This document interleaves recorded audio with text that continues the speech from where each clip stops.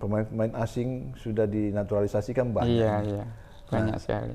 Pemain muda kita nanti seperti apa? Ada pemain yang kadang-kadang labil mentalnya, termasuk salah satunya Enando. Selain punya kelebihan yang bagus, yang luar biasa, juga kadang-kadang terpengaruh dengan situasi di lapangan. Jadi Kan yang selama ini kita tahu tangkapan itu kan begini, tahu rupanya yang benar tuh tangkapannya begini. Jadi tenaganya itu dari sini ya sini. Nah, kalau orang kan tuh gini. Nah, beda.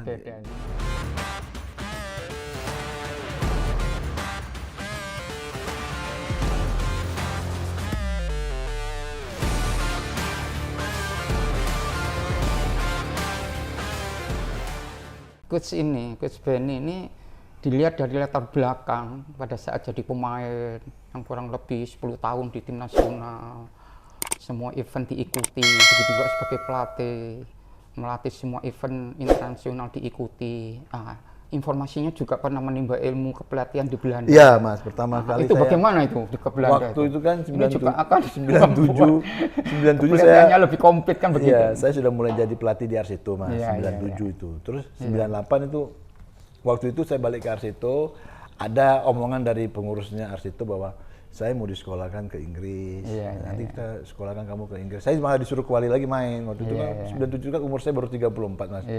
Saya bilang saya nggak mau, saya mau jadi pelatih aja. Akhirnya saya latih Komang itu. Terus 98 itu Pak Harto lengser. Oh gitu. Nah, begitu Pak Harto lengser, diteruskan. Ya kan, angan-angan ini sudah tinggi mau ke Inggris. Mau ke Inggris nggak jadi. Hilang lah, Mas. Akhirnya saya konsultasi sama keluarga. Terus saya dikirim udah ke Belanda. Berapa lama itu di Belanda? 1 bulan. Oh, 1 bulan. Karena waktu itu saya di Belanda itu sebenarnya ya sambil ini ya sama tante sama ini saya 3 bulan semua, tapi saya ngambil kursus itu kan. Akhirnya saya ke Belanda di PSV di Eindhoven itu. Ya udah. Eindhoven itu. Nah, dari sana saya pulang, saya mulai ngelatihnya di PSPS Pekanbaru dengan materi pemain yang boleh dibilang bintang-bintangnya Indonesia itu, targetnya juara waktu itu. Penjaga gawangnya aja Hendro Kartiko. Belakangnya tuh ada Bejo Sugiantoro, ada bek kanan Sony, bek kiri Erok Liba, ada Eko Pujianto. Oh iya bagus. Ada Uston, ada Aples Tekwari, ada pemain nasional semua itu. Ada Bima Sakti, Selamat Riyadi. Akhirnya juara juga itu? Enggak, Mas. Jadi ada Edu Juanda, terus Kurniawan, ada Carlos de Melo. Oh, Carlos de Melo. Oh, komplit itu. Komplit, Mas. Jadi cuma nggak bisa juara, kenapa itu? Nah, itu waktu itu bermasalah di tidak menjamin ya. Manajemen lah, Mas, mungkin. Iya, manajemen. Iya, kan kita kan sepak bola Indonesia ini kan banyak kaitannya kan, Mas. Iya. Pada saat di Belanda itu kepelatihannya tuh dititik beratkan kemana? Barangkali ada sesuatu yang sekiranya beda dalam penataran yang ada di Indonesia. Iya, sebenarnya waktu di Belanda tuh banyak kan teknik skill, Mas. Teknik skill. Ya. Jadi dia nggak cuman penjaga gawang tuh latihannya jumping. Banyak mengasah otak barangkali. Iya, jadi dari gerakan kaki, awal mulanya gerakan refleks, gerakan stepping itu istilahnya. Terus step-stepnya itu. Kenapa? Kalau kiper stepnya bagus, jumpingnya pasti bagus. Iya. Karena tekniknya itu yang diajarkan ya. Sebelum kamu ambil gerakan loncat, kamu harus step dulu. Iya. Itu kalau di sana itu menambah lebar kan? Menambah kecepatan. Kecepatan sama jangkauan. Terus tangkapan. Jadi yang selama ini kita tahu tangkapan itu kan begini, tahu rupanya yang benar tuh tangkapannya begini, jadi tenaganya itu dari sini ya sini. Nah, kalau orang kan tuh gini, beda gini, jadi di sini kekuatannya ya. Iya di sini, jadi cuma 3 jari ini. Iya. Semua unsur dipelajari itu. Iya, terus kaki berani pemain. Rata-rata kiper Belanda kan. Latihannya pagi sore setiap hari, lama-lama kan otomatis secara otomatis ya, atau motoriknya itu terbentuk gitu ya. Terbentuk, Mas. Otot-ototnya terbentuk, jumpingnya apa semua, reaksinya, refleksnya apa itu ya. Jadi istilahnya itu kecepatan kakinya kaki sama dia punya tekniknya, cara dia jumping seperti apa, berdirinya aja sudah berbeda, Mas. Cara dia berdiri, jadi pinggulnya seperti apa. Mungkin koordinasi antara cara berpikir, gerakan kaki, otot-otot semua tuh refleks gitu. Refleks, Mas. Ya, jadi itu nyambung begitu. Jadi kalau memang dia kiper yang dia punya intelligence tinggi Mas. Dia pikirannya cepat dia nangkap. Jadi nggak banyak kan ada yang nunggu dulu telat sudah itu. Jadi dia cepat. Ini. Jadi mengunci gerakan-gerakan lawan dan menutup posisi. Mempersempit ruangan apa. Selain itu kan ilmu ukur juga kan. Ilmu ukur betul itu. Itu memang tidak sembarang orang tuh penjaga gawang. Jadi posisi. Rata-rata penjaga gawang nasional tuh jenius banget pemain itu ya. Jenius Mas, banyak kan jenius ya. Jadi kan posisi itu kan nggak bisa. Nggak segampang itu kan begitu. Secepat sekian detik kok teman. Misalnya musuh mau nendang, misalnya dia berdiri di sini, ada lawan di sini, ada teman di sini, dia kan harus ambil di sela-sela itu. Jadi ambil keputusannya, decision maker-nya itu harus tepat gitu ya. Decision maker beberapa detik itu kan. Itu yang namanya. Itu harus dilakukan. Penjaga gawang intelektualnya tinggi. Benar-benar itu iya. Ya sekarang begini, saya lihat kan dalam pemain itu kan begini. Ada pemain yang kadang-kadang labil mentalnya, termasuk salah satunya Hernando. Selain punya kelebihan yang bagus, yang luar biasa, juga kadang-kadang terpengaruh dengan situasi di lapangan, terutama pertahanan atau koordinasinya. Akhirnya dia terpengaruh. Nah itu bagaimana? Untuk mensiasati supaya dia tuh mentalnya tetap kokoh begitu. Saya dalam situasi kondisi apapun. Iya, saya tuh selalu saya panggil dia. Kemarin kan saya panggil, kamu Nando, kamu kan nilaimu tuh sebenarnya sudah penjaga gawang nasional yang salah satu yang terbaik di Indonesia. Iya, betul, terbaik sekarang. Jadi kamu jangan cepat emosi. Karena emosi itu kan kamu tahu kan, marah itu bukan jalan keluar. Siap coach. Jadi kamu harus sabar. Saya panggil, saya ngomong, kamu sabar karena kalau kamu aja sebagai penjaga gawang nasional yang boleh dibilang sekarang ini yang terbaik di Indonesia. Banyak, kamu marah-marah terus kamu bobolannya makin kamu marah, kebobolan ke gawang kamu nanti makin jelek. Nanti kamunya yang nggak kuat dengan ini. Siap coach, ya coach.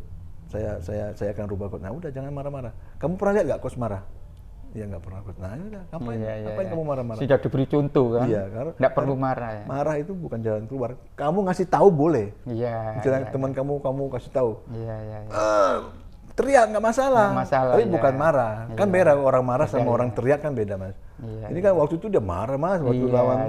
Dia ngamuk di ruang ganti dia ngamuk. Akhirnya pertahanan bikin kesalahan semua itu. Apalagi gol bunuh diri kan Mas. Gol bunuh diri. Kita 2 kali bunuh diri. Song kena kaki, deflection, gol pertama. Gol kedua itu apa yang dia kontrol mental itu terus diserobot itu. Akhirnya yang lawan Persik itu kan. Persik 4-0 itu kan. Nah, jadi memang tidak 100% kesalahan dia gitu loh. Kalau saya bilang sih tapi karena dia emosi akhirnya blunder juga kan begini. Pemain semuanya makin yang diharapkan terpengaruh. Terkadang kan pemain itu mungkin bisa begini. Penjaga gawangnya siapa di belakang gawang? Hernando. Tenang. Mereka tenang kan Mas. Sama kan mungkin Mas Joko juga mungkin gitu dulu kalau main kan. Bisa penjaga gawangnya. Saya juga pernah ngalami Mas. Akhirnya saya pernah ngalami. Mas Joko mungkin udah lupa. Mas Joko buat gol gawang saya dulu. Pernah itu? Iya. Waktu zamannya apa itu ya? Yanita, Mas Joko kita main ketemu Tempo Utama di Bogor. Mas Joko kan buat gol gawang saya. Lupa saya.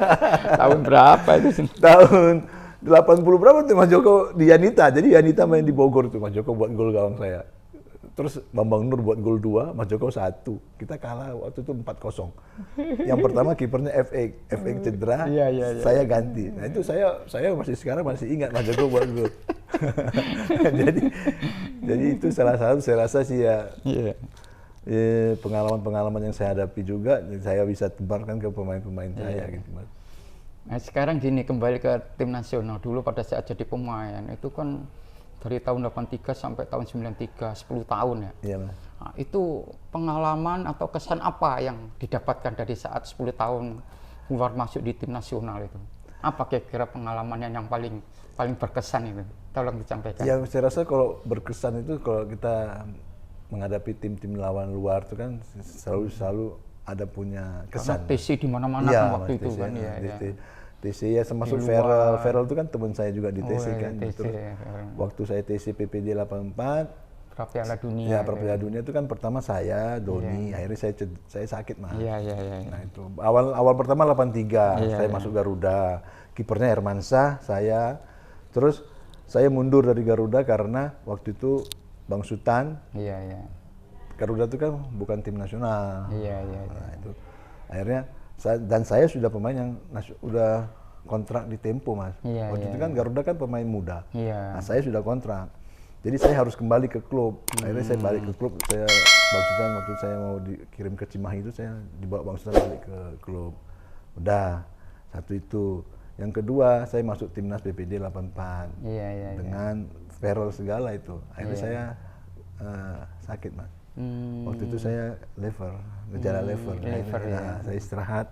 Terus 85 saya udah panggil lagi waktu itu. Keluar masuk lagi. Untuk Piala Kings Cup di Bangkok, Thailand. 86 Asian Games. Asian Games sama Om Berce. Terus 87 panggil lagi. Ya begitu terus Mas sampai 93 akhirnya Piala Anniversary itu. Memang saya rasa sih pertandingan yang mengesankan ya. Boleh dibilang ya lawan waktu saya lawan Belanda, lawan Den Haag, Mas. Di mana mainnya? Di Belanda itu. Oh, di Belanda ya. Waktu berapa skornya waktu itu? Waktu itu skornya saya kemasukan 1 itu. Oh, gitu. Jadi cuma itu ada cerita lagi tuh, Mas. Itu cerita lucu itu. Jadi Edi Harto yang main pertama. Terus Edi Harto diganti, saya masuk. Saya masuk, kan Belanda itu. Edi Harto juga mantan pemain nasional dari Arseto dulu ya. Arseto sama saya, Mas. Sama ya. Dari juniornya Medan itu dulu satu klub, Mas. Satu klub itu yang saya dilatih sama Bang Bustaman tuh. Bustaman ya. Nah, itu satu klub. Akhirnya saya pindah ke Perisai. Antara saya pengen istilahnya tuh saya itu sama Edi Harto tuh selalu cadangannya Edi Harto, Mas. Jadi saya pindah ke Perisai, saya bisa main. Ya itu, jadi Edi Harto itu salah satu boleh dibilang tuh saya punya saingan yang paling berat dulu itu Edi Harto itu. Memang dia prestasinya juga bagus. Luar biasa, cuma mentalnya luar biasa. Mentalnya luar biasa dia. Dan salah satu teman saya yang mengajarin saya mental itu termasuk itu juga itu. Jadi kalau latihan sakit gitu jangan kelihatan sakit. Nah, jadi nggak boleh kelihatan sakit. Nanti sakit di kamar baru berdua itu kan. Jadi kalau latihan dulu timnas, Mas, dilatih jumping berapa kali? 40 kali, ikut 40 kali. Ntar kalau udah aduh, ya udah tenang. Itu Mas, itu hidup. Dia. Saya sama dia tuh boleh dibilang kayak saudara ya. Saudara. Dan kemana-mana berdua terus dari dulu. Jadi bukan persaingan jadi. Bukan persahabatan yang tidak jadi, bisa di mainnya saling mengganti, saling mengisi begitu. Main yang lucu lagi siapa yang siap bisa tampil kan begitu kan, pasti ditanya sama pelatih kan. Mas, bener itu.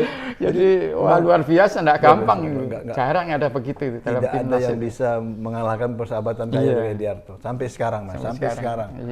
Jadi masih komunikasi terus. Komunikasi, Mas. Apapun selalu misalnya di klub mana selalu kita komunikasi. Bagus gitu. Dan saya waktu lawan Den Haag itulah termasuk pertandingan saya yang paling berkesan itu. Saya kebobolan 1 memang. Tapi nah, sekarang begini, ini dari sisi pembinaan. Coach kan pernah menimba ilmu kepelatihan di Belanda. Bagaimana pembinaan di sana, terutama di dalam pemain-pemain usia dini, pemain junior, terus sistem kompetisinya bagaimana? Kan di Indonesia kan kekurangannya di situ.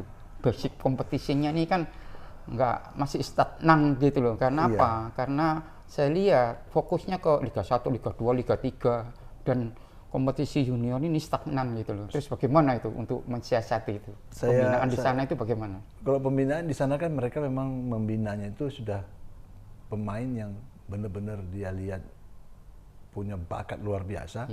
Ya dilanjutkan gitu, Mas. Kalau memang nggak punya berbakat ya sudah lebih baik kamu jangan diteruskan.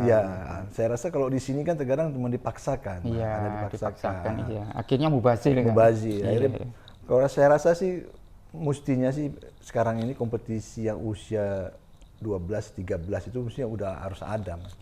Karena kompetisinya 15-16 itu kan itu kan sudah soalnya beda satu umur itu kan sudah beda kan. Karena Suratin itu ya turnamen. Hanya EPA aja itu yang ada kompetisinya. EPA juga terkadang saya nggak tega saya ngelihatnya. Nggak tega ya, karena dipaksakan begitu. Mainnya terkadang hari ini main, besok main. Jadi Sabtu main. Sabtu dia main. Draw. Besok dia Minggu main lagi, Mas. Nah, sekarang kan itu kan kualitasnya kan otomatis nggak bagus kan begitu. Kenapa selalu memikirkan yang dipikirkan itu kan saya rasa itu anggaran. Anggaran. Cuman kan kasihan pemainnya. Nah, itu saya rasa itu yang harus dibenahin bener-bener dah. Usia dini ini luar biasa. Soalnya beda 1 tahun di sepak bola itu beda kualitas loh Mas. Mas Joko mungkin tahu, misalnya orang curi umur lah. Sekarang kan dia kelahiran tahun 60 dibuat jadi kelahiran tahun 62, 2 tahun. 2 tahun sama 60 sama 62 Mas. Beda dong. Nanti terkadang di situ yang saya suka lihat pemain-pemain kita tuh paling banyak tuh di situ. Jadi terus satu lagi kepengennya tuh juara, selalu pengennya juara. Instan gitu. Jadi maunya juara pembinaan secara instan. Salah satunya yaitu curi umur. Terus sarana prasarana di sana sama di sini bandingannya bagaimana itu? Sudah luar biasa ya. Banget, Mas. Itu kalau yang Coach Al-Haddad kemarin bilang bahwa kalau di Turki itu 5 sampai 7 lapangan yang dipunya satu klub itu. Iya, Mas. Nah, kalau di sana bagaimana? Sama, hampir sama? Sama, Mas. Sama Di ya. Belanda malah lebih ini kan, mereka kayak Ajax, kayak PSV itu kan lapangannya juga banyak. Bagus-bagus, Mas. Dan jadi semua level punya lapangan sendiri. Dan ada lapangan khusus misalnya hujan mereka. Indoor itu. Terus latihannya ini di lapangan yang tidak ada rumput sama sekali, Mas. Itu ada juga, Mas. Pakai pasir itu. Jadi sudah disiapkan benar. Kalau kita ini saya rasa sih prasarana kita yang belum memadai. Jadi salah satu klub lah di Indonesia ini. Klub rata-rata belum punya lapangan sendiri loh, Mas. Kan yang punya lapangan sendiri itu baru sedikit. Jadi akhirnya nyewa. Nyewa sama pindah sana, pindah sini, pindah sana kan gitu. Mungkin kalau klub itu punya lapangan sendiri-sendiri dan punya mesh sendiri, saya rasa akan lebih cepat mendatangkan pemain yang lebih bagus. Karena apa? Pemain kekurangannya apa, dia bisa asah di lapangan itu. Kalau sekarang kan kita enggak. Kita mau nambah latihan ini pemain ini. Misalnya si A kurangnya ini. Terus kita harus nyewa lapangan, Mas. Satu lapangan itu kan sewanya mahal. Bisa 1,5 juta, bisa 3 juta. Berat juga. Nah kan berat Mas anggarannya. Nah itu saya rasa itu yang harus diiniin juga. Atau paling enggak harus kerjasama dengan pemerintah daerah atau Askot, Askap sama apa itu namanya Asprof atau cuman terkadang kita lucunya kan di sini selalu begini Mas. Selalu benturan. Jadi tidak pernah antara ini itu tidak akur gitu loh. Jadi tidak kerjasama, tidak kolaborasi. Jadi, sayang begitu memang. Itu saya lihat di mana-mana begitu. Akhirnya sepak bola di daerah kurang berkembang. Akhirnya pemain pada pergi kan. Pergi kota-kota besar, apalagi yang kota-kota kecil ya. Sekarang ini daerah-daerah terpencil apa itu sulit Mas. Cari pemain yang bagus, yang kualitas itu Saya sih cuma takutnya jangan sampai, apalagi sekarang ini Mas, pemain-pemain asing sudah dinaturalisasikan banyak. Banyak sekali. Pemain muda kita nanti seperti apa?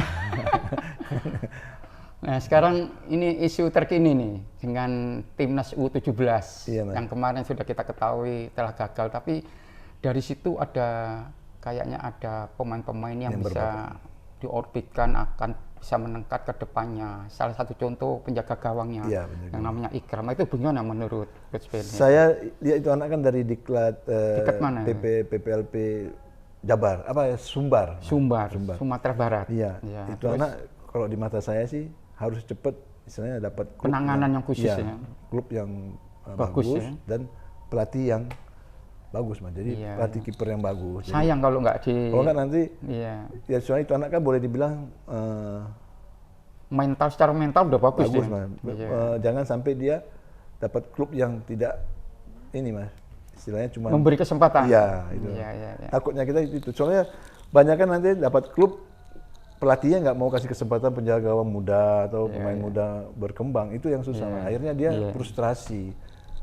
Saya sih harapannya itu anak, kemarin saya sudah sempat nanya dia di mana itu anak itu, klubnya apa, belum ada. Saya rasa kalau belum ada apa Persebaya bisa ambil gitu kan. Tapi kayaknya mungkin saya rasa sudah ada lah. Sudah ada mungkin di klub-klub ini yang mau yang mengincar dia. Itu soalnya itu penjaga gawang masa depan itu Mas. Nah sekarang begini, untuk kedepannya harapannya apa Coach Ben ini terhadap timnas nasional Indonesia, baik itu di level U20 atau junior, U20, U23 dan senior yang sekarang ini lagi berlangsung Piala Asia itu. Bagaimana harapannya kedepannya, terutama juga penjaga gawangnya? Silakan. Ya kalau penjaga gawang sekarang ini kan boleh dibilang rata-rata di klub itu punya pelatih penjaga gawang Mas. banyak pelatih penjaga gawang ada di klub-klub, dan penjaga gawang itu rata-rata terlatih semua. Mungkin kayak salah satunya sekarang kan penjaga gawang Indonesia di usia itu juga Hernando. Hernando juga di situ ya. Mungkin ada juga si penjaga gawangnya PSIS itu. Harapan saya juga sebenarnya penjaga gawang Persija. Siapa namanya? Yang pernah penjaga gawang U20 itu Mas. Si namanya Cahaya itu. Karena itu anak kurang dapat kesempatan di Persija. Kasihan saya. Itu anak sebenarnya potensi bagus. Harus diberi kesempatan itu harus diberi kesempatan. Karena kalau dia tidak tampil di kompetisi, mungkin tidak akan dipanggil di tim nasional. Ya betul. Nah, salah satunya itu yang saya harapkan, itu anak ada kesempatan untuk tampil. Karena itu anak luar biasa juga, Mas. Memang badannya juga enggak. Dipanggil nasional enggak? Kemarin dia nasional U20 yang gagal untuk Piala Dunia. Sekarang kan itu hilang, Mas. Nah, jadi dia cuma cadangannya Andre Tani terus. Karena di umur 23 juga sulit dia, saingannya berat lagi. Dia bersaing dengan Hernando. Kalau misalnya dia masuk ke U20 sekarang nih, U21 atau dia dipanggil sama si Sinteyong. Saya rasa dia salah satu konkurennya Hernando juga itu anak. Kalau dikasih kesempatan, kalau tidak dikasih kesempatan ya takutnya prestasinya tidak akan naik. Dia akan ini Mas, frustrasi. Yang saya takutkan itu. Karena saingannya dia memang luar biasa juga sih, salah satunya penjaga gawang terbaik juga, pernah saya latih juga, Andre Tani. Andre Tani itu kan, cuman kan sudah mulai umurnya Andre Tani, kalau nggak salah saya sekarang sudah 31 atau 32. Mungkin kalau dia tidak tampil, si Cahaya ini, sayang. Nah, kalau yang PSIS masih main, itu salah satu juga cadangannya Hernando, bisa bersaing. Karena harus bersaing, Mas, harus bersaing, apalagi di tim nasional. Kalau dia sudah ada persaingan, pasti dia akan menjaga terus dia punya reputasi. Tapi kalau dia sudah tidak ada persaingan, dia bisa-bisa merasa paling udah nggak ada saingan gue nih. Nah, jadi akhirnya menurun, Mas. Nah, termasuk juga saya Hernando di Persebaya kalau nggak ada persaingan, dia persaingan juga nih kiper ini. Tapi Andika ya lumayan nih. Iya, persaingan. Saya kan selalu juga pasang Andika, Mas. Iya. Jadi tidak selamanya gantian. Tidak selamanya tergantung situasi kan begitu. Iya. Saya misalnya Hernando capek dia kemarin dia pulang dari tim nasional, saya nggak pasang kok. Dan tidak selamanya dia dari tim nasional dia harus main. Mungkin dia perlu fresh dalam arti istirahat supaya dia tidak jenuh atau bagaimana soalnya terus terang lah kalau kita lihat dia di timnas itu kan selalu DC berangkat dan capek. Nah dia datang ke klub masa 3 hari dia harus main. Saya istirahatkan, yang main Dika. Jadi ada kesempatan Hernando main 11 kali, Dika main 8 kali. Ya bagus lah. Dalam arti nah, makanya harapan saya juga ya kayak si Cahaya ini salah satu penjaga gawang masa depan. Si dia itu ya. Iya, karena waktu U20 itu kan sebenarnya penjaga gawangnya dia, Aditya yang sama saya yang di Aditya Arya ini, sama satu lagi itu penjaga gawangnya Borneo itu.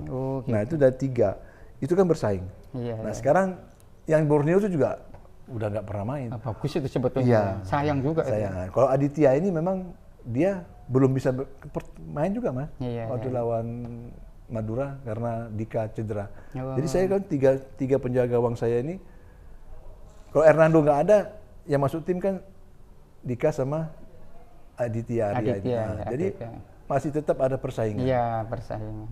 Makanya saya harapkan di saya ya di Persija si Cahaya ini. Kasihan kalau nggak. Karena gimana ya? Kepercayaan itu kan harus dikasih, Mas. Kalau enggak ya tidak akan ada penjaga gawang muda-muda yang akan tumbuh. Emang. Nah ini Coach Benny ini tips dari Coach Benny ini. Dalam arti ini masih memperhatikan, masih memikirkan bagaimana pemain muda terutama penjaga gawang menjadi begitu. Jadi sekarang begini ya, yang terakhir, pertanyaan terakhir bahwa Coach Benny ini kan 10 tahun, 15 tahun, hampir 20 tahun lah kecimpung di bola, baik sebagai pemain yang 10 tahun di timnas, sebagai pelatih juga begitu. Nah, bagaimana kiat-kiatnya untuk jadi pemain nasional, terutama nasional ya, mungkin dari klub Liga 1 atau tim nasional, bagaimana? Terus cara mempertahankan juga bagaimana sampai 10 tahun di tim nasional itu kan nggak gampang tuh, nggak semudah itu kan. Nah, itu kiat-kiatnya apa, latihannya apa? tips-tipsnya apa? Perlu itu untuk pemain junior, usia dini dan milenial ini. Iya, sebenarnya kalau kita mau jadi pemain yang punya prestasi istilahnya, kita ya harus latihan itu istilahnya itu ya seperti ini juga. Tidak kenal waktu istilahnya, jadi kita latihan kita ya seperti orang gila. Seperti orang gila. Iya. Wah, ini tips ini. Jadi itu latihan tidak mengenal lelah. Iya, jangan mengenal. Kalau kita sudah kan bikin katanya minta tantangan terhadap coach, terhadap pelatih. Iya. Beri apapun, beri latihan apapun, saya akan jalani. Ya, itu baru salah benar salah satunya, Mas. Jadi kalau kita sudah mengukur-ukur tenaga kita, latihan. Kalau hitung-hitungan, wah sudah. Kita maksimal kamu latihan sampai istilahnya itu titik jenuhmu. Iya, sampai tidak bisa jalan bila perlu. Istilahnya gitu, Mas. Jadi kalau kamu masih sedikit capek mengeluh, nggak bakal jadi. Semua pemain begitu. Iya, Mas. Ya, semua pemain seperti kita juga dulu kan begitu. Saya banyak contoh lah tuh, Mas. Salah satu contoh di depan mata saya. Jaya Hartono. Jaya Hartono di Medan. Oh iya, dari Medan juga. Posisi dia lain. Posisi dia wing. Dia pindah ke Niak Mitra jadi bek kiri terbaik di Indonesia juga, salah satu sebelum Aji Santoso.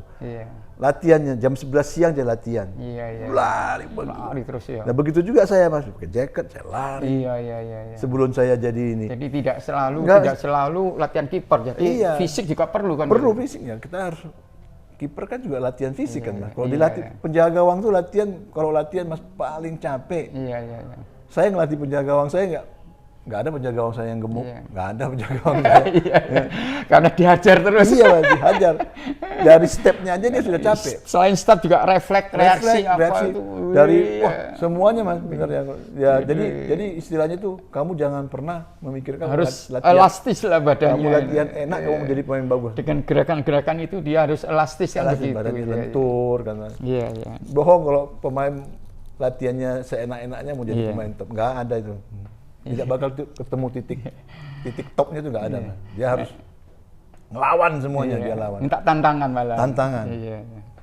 Oke, sekarang closing statement. Jadi begini, Coach Benny ya.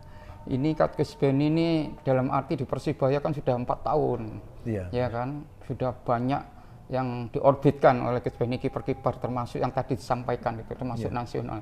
Nah, untuk kedepannya bagaimana untuk pembinaan baik itu di Persibaya yang ada beberapa klub amati di Persibaya yang di bawah naungan Persibaya itu kan perlu juga dipantau oleh Coach Benny dan juga bisa juga mungkin barangkali pelatih-pelatih yang ada di Persibaya terutama di semua level itu ada mungkin coaching klinik yang dilakukan Coach Benny atau mungkin di Jawa Timur atau mungkin yang lain memberi masukan-masukan dan nasional sekiranya. Bagaimana menurut Coach Benny? Ya, tolong disampaikan. Kalau saya sih mau dia adakan coaching ilmunya klinik, kan banyak ini. Saya siap bantu kalau coaching klinik. Kalau saya lihat di klub di Persebaya kan memang ada 20 klub itu. 20 klub ya. Memang saya tidak pernah nonton sih, Mas. Tapi yang saya tahunya kan Persebaya U16, U18 sama U20 itu saya tahu. Jadi itu semua ada pelatihnya.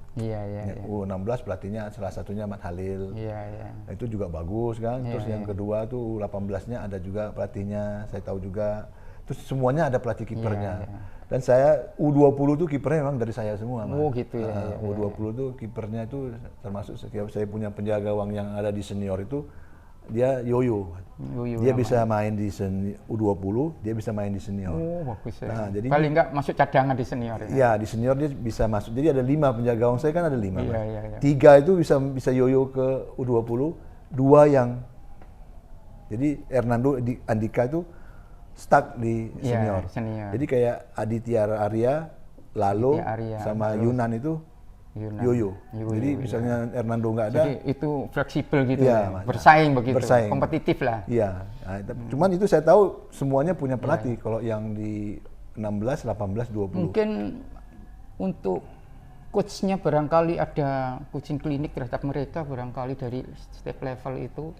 Ada keinginan itu enggak untuk barangkali ada kesempatan? Saya selalu ngelihat, Mas, cara ngelatihnya. Ini kok misalnya kemarin saya kasih tahu misalnya kekurangannya apa ini ada. Itu bagus juga. Jadi paling tidak untuk Persibaya ke depan kan. Iya, tujuannya kan tujuannya ke sana. Jadi supaya nanti coach menangin tim senior tidak kesulitan karena bibit-bibitnya sudah ada. Sudah ada. Generasinya sudah Ya, ada kan begitu. Cuman, ya sekarang ini kalau yang U16 belum saya ini sih. Cuma saya datang lihat, saya kasih ada pelatihnya kekurangannya saya kasih tahu. Iya, bagus itu. U18, U20 saya lihat kipernya lantaran kipernya sama saya semua. Iya. Kiper U20 itu tiga-tiganya di saya semua latihan. Oh gitu ya. Cuman di sana juga ada. Jadi yang sama saya ini yang di U20-nya dia main. Si Lalu sama si Yunan itu. Nah, si Aditya juga, Aditya Arya itu juga saya kasih ke sana. Kalau misalnya mereka mau minta dia tampil, saya kasih. Dan itu juga yang pernah saya buat sama Mega dulu. Jadi waktu Mega dulu sudah kiper inti di Arema U20-nya mau main, waktu itu Aji Saka, anak didik saya juga, cedera. Ya Mega saya kirim. Udah kamu berangkat ke sana main. Dan itu saya ngomong sama dia, karena kamu tuh penjaga gawang itu butuhnya pertandingan, Mas. Karena penjaga gawang besarnya itu bukan di latihan. Dia di pertandingan. Karena dia di pertandingan tuh dia dapat semuanya. Pengalaman, terus dia buat kesalahan, dia harus pelajari kesalahannya. Jadi kalau dalam latihan itu kan kita bisa koreksi langsung. Nah, tapi kalau dalam pertandingan kan dia harus dihadapin, Mas. Bobolan satu, terus dia bingung. Datang lagi tuh, Mas. Datang lagi, gol lagi, 2. Tapi kalau dia 1, ya udah kamu tenang, jangan kamu pikirin dulu, nanti kita koreksi itu. Nah, harus seperti itu, Mas. Itu kalau sama saya sih, itu bibitan saya untuk penjaga gawang seperti itu, Mas. Jadi demikianlah podcast bersama Coach Benny ini. Jadi apresiasi Coach, terus bekerja dan terus menjadikan atau mengorbitkan pemain-pemain terutama penjaga gawang tingkat nasional. Terima kasih. Assalamualaikum warahmatullahi wabarakatuh. Waalaikumsalam. Terima kasih Sobat Jokomali Soccer. Demikian podcast kami bersama Coach Benny pagi ini. Assalamualaikum warahmatullahi wabarakatuh. Tolong subscribe channel YouTube ini. Terima kasih.